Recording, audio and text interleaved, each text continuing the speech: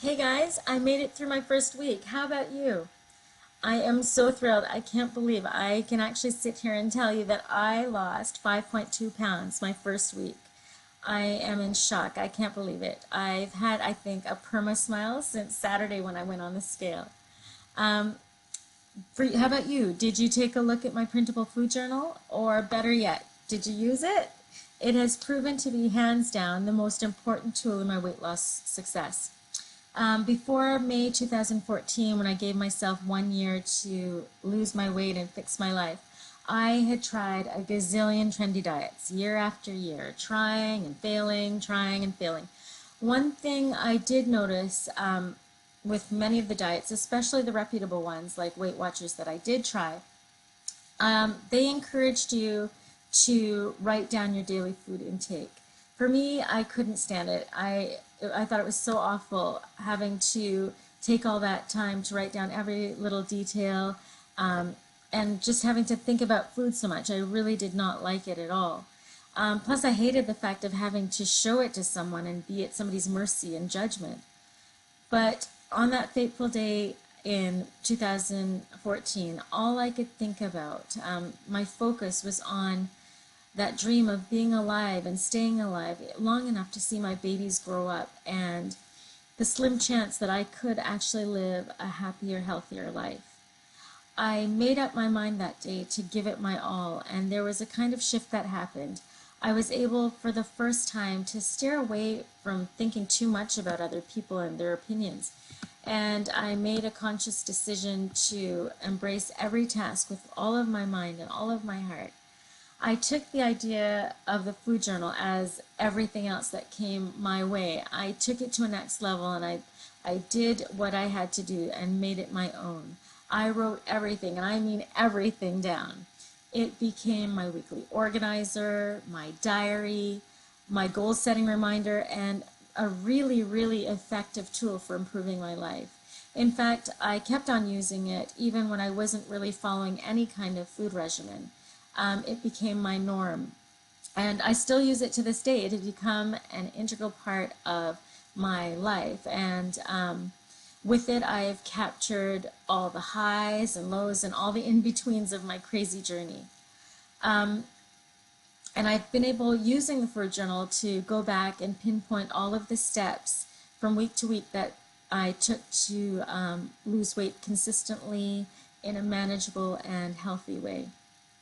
So if you haven't already, take a look at the food journal and give it a try. In the near future, I'll share my current food journal, the one that I use, and show you how it has evolved over the years. So the goal or goals for week one, last week of the weight loss journey, was one, to increase our daily water intake to about 8 to 10 cups per day. I had mentioned in the last blog that my average amount is 12 to 15 cups a day. And funny enough, this week, most of the days I got 10 cups and not that much more in. I think it's because I was eating throughout the day and not skipping as many meals, and I was actually too full to do my normal water guzzles. For your information, just so you know, when it comes to recording water, I actually only count water. So if I have a cup of tea, which by the way is caffeine free usually for me, or juice or any other kind of liquid, even if I use water in my smoothie, I don't count it as part of my water intake. So all of those extra fluids are just bonus. Okay, so keep that in mind. We were also asked last week to write down everything we ate and drank. We didn't have to change our habits for this first week, just record our intake. So when you look at your food journal, did you notice anything? Maybe some patterns throughout the day, like maybe you skip breakfast a lot or water is almost non-existent. For me, I see that sometimes I get caught up in tasks that I'm doing throughout the day and I wait way too long in between meals and snacks. And then all of a sudden I feel ravenous and it's hard to resist going to the fridge and binging. Thankfully, this past week I kept control of it and kept it at bay, and I was able to manage through the days. One thing that I've noticed over the years is that something that I've had to work on in the past and that I still have to work on is my sleep. It is actually quite atrocious. I get about 2 to 4 hours a night. Man, I'm always exhausted, which sometimes makes it really hard to function, let alone have enough energy to go for a walk or do exercise. And by the end of the day, sometimes I don't have enough energy to smile, it feels like. Um, but so I know that there's still a lot of things that I need to work on, and I am going to use my food journal to help me going from week to week to set some goals. And I'll show you how to do that as well. And the other thing that we were asked to do week 1 was to jump on the scale and weigh ourselves. How'd you do? Hopefully it wasn't too scary.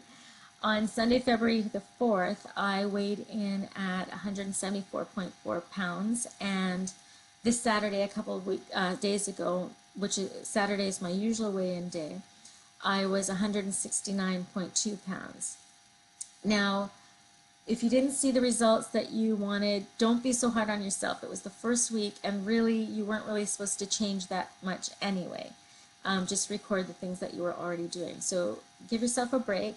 And I just want to let you know and let you in on a little secret. I didn't actually start this week like you might have. I restarted. So what I mean is that in October of last year is when I really started getting my butt into gear again. So I've had a bit of a head start. Don't kill me for that.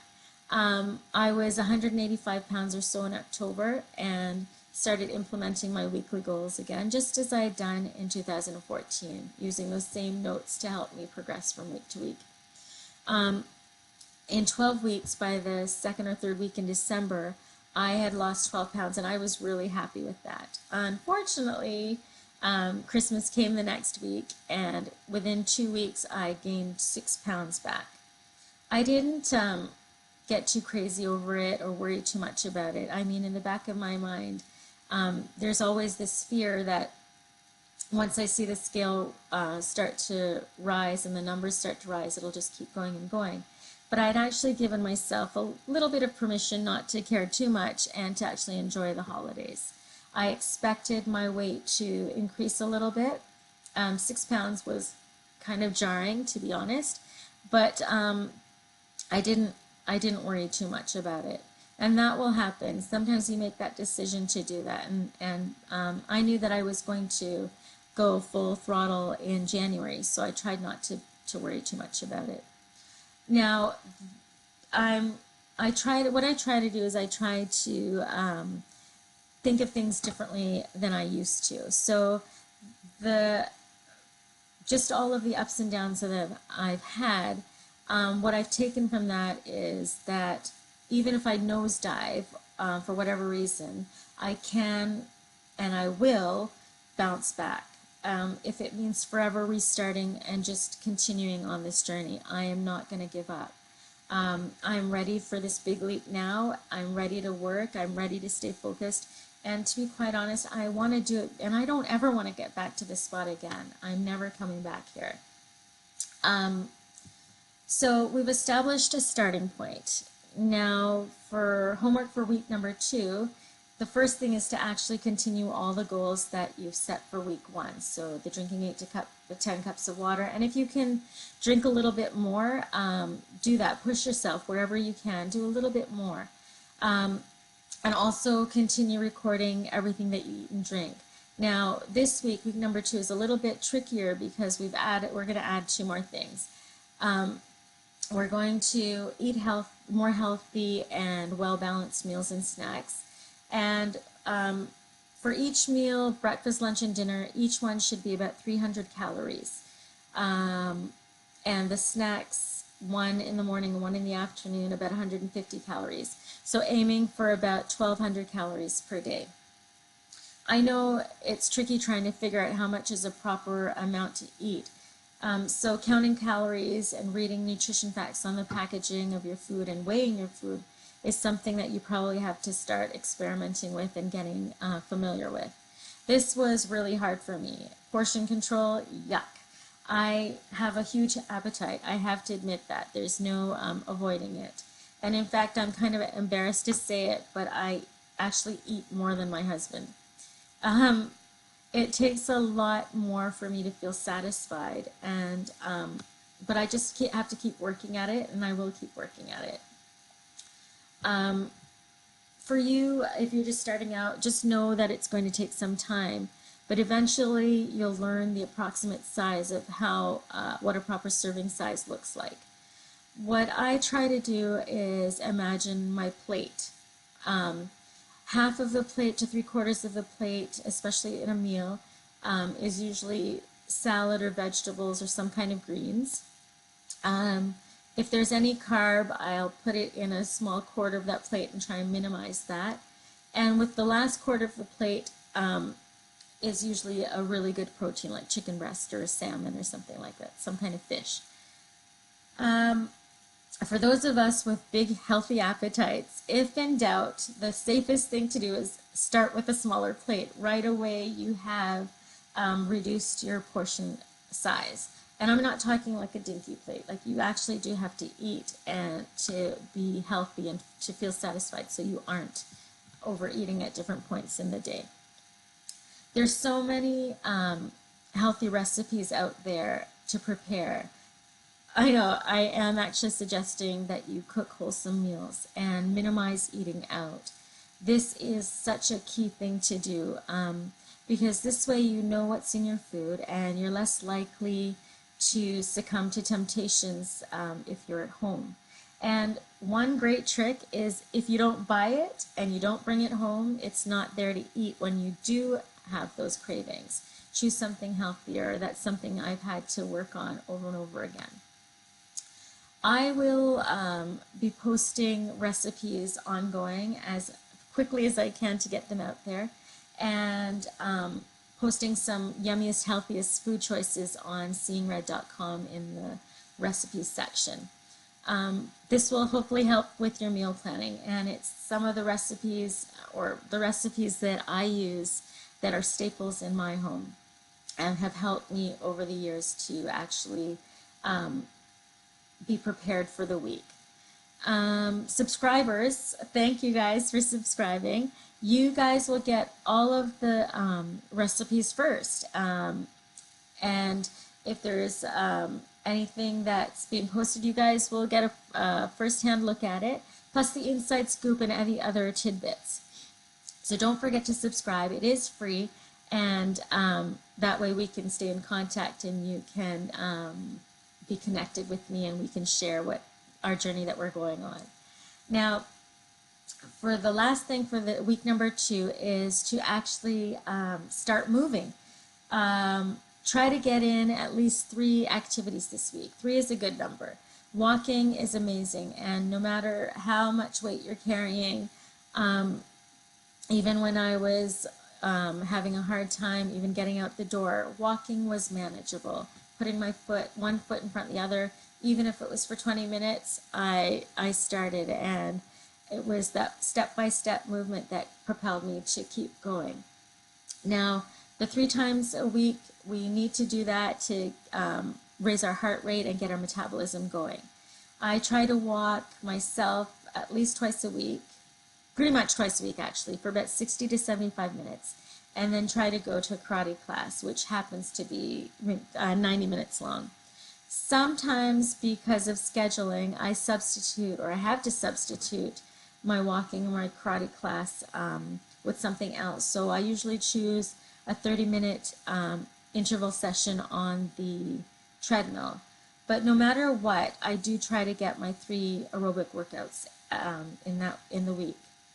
And if gardening or shoveling is a chore that needs to be done, even better, head on out and just add that to your record, and know that you have accomplished even more activity than you planned. So I just have actually one more thing that I want to say before I go. I want to apologize in advance for all the mistakes I've made, and I know I've made some, and all the ones that I'm going to make. Already, I've come to realize that having you as a partner, although it's wonderful and I love it, and I'm enjoying it connecting with you guys and working together and getting feedback from you and giving feedback, I have come to realize that it's kind of hard too because there's some responsibility in it. And I don't want to, I just want to do the right thing by you. For example, I've been overzealous and ambitious professing to get things out, and I always have the intention and I'm always working on it. But sometimes I don't get it out on SeeingRred.com in a timely manner like I'd like to, because I realize after that it's not going to happen on time since I haven't actually learned how to do it yet, and it needs some time for me to actually process and learn the process of getting things out. It's all new to me. One thing I will try to do my best is to get my vlog out on a Sunday rather than a Monday as I had planned. It looks so good on paper on Monday, Wednesday, whatever, I'm going to get something out. But I realized that in order to get you prepared and give you a heads up on what is the homework for the week, I actually need to get that out to you on a Sunday. So I'll try to do that from now on, and it actually works out because I actually do my weekly weigh-ins on Saturday mornings, and start a new food journal every Sunday. This schedule seems to work best for me, and you can choose whatever start date and weigh-in date you want. But for me, I like having my weigh-in on the Saturday morning because it kind of helps me to stay on track on Friday when, you know, it's the end of the week, my kids are home, and I feel like relaxing and lumping on the couch and watching TV or a movie with them and having some popcorn and all different kinds of snacks, which I might have done in the past. But knowing that my weigh-in is the next morning, it keeps me on track and makes me make better decisions. Now, on the Saturday, my weight usually goes up a little bit because what I find is Saturdays turn out to be the perfect day for a big planned event or family celebrations. And usually on a Saturday, I give myself a bit of a break and have a little bit of a treat. I try not to go too crazy if I can help it. All in all of this is such a big learning curve, and it's so new to me. I know that I'm bound to get stuff wrong as I struggle and try to tackle it all. It's a lot. I'm trying to fix every area of my life, and this weight loss journey seems to encompass it all. But I will work my best and do my best to get everything out to you on time and so that it's useful. I just want you to know that if you have any questions ever, or you have some tidbits of information to share, you can actually reach me at info@SeeingRred.com, or tweet me or on Twitter, or make a comment on SeeingRred.com, share, and even at the end of this vlog, you can reach me and make a comment, and I will get back to you as soon as possible. It has been a great start. I hope that you are ready and excited to start with me. Don't give up, and if ever you're thinking of giving up, send me an email or something, because I think we can do this. I know I'm going to do it, and I would love to have you alongside me as my partner doing it with me. Good luck, guys, this week, week number 2. I wish you the best of luck, and I hope you have a great, happy day. See ya.